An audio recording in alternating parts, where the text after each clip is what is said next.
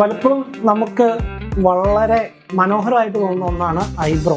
ചിലപ്പോൾ ഐബ്രോ വളരെ തിക്ക് അല്ലാത്തവരും അതുപോലെ ഷേപ്പിലല്ലാത്തവരും ഒക്കെ ചോദിക്കാറുണ്ട്, ഈ ഐബ്രോ ശരിയാക്കാൻ എന്തെങ്കിലും വഴിയുണ്ടോ? എപ്പോഴും ഈ ഐബ്രോ റീഫിൽ ചെയ്യുക അല്ലെങ്കിൽ വരയ്ക്കുക അല്ല.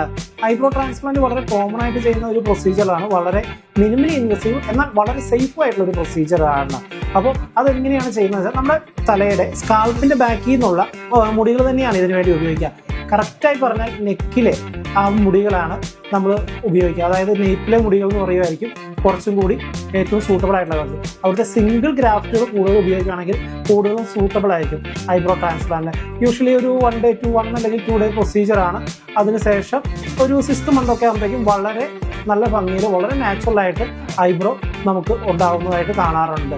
യൂഷ്വലി കൂടുതലും ചെയ്യുക സ്ത്രീകളാണ് ഐബ്രോ ട്രാൻസ്പ്ലാന്റ് ചെയ്യാൻ കൂടുതലും വരാറുള്ളത്. പുരുഷന്മാർക്ക് ഐബ്രോ ട്രാൻസ്പ്ലാന്റ് ചെയ്യാൻ വേണ്ടി പോസിബിൾ ആണ്.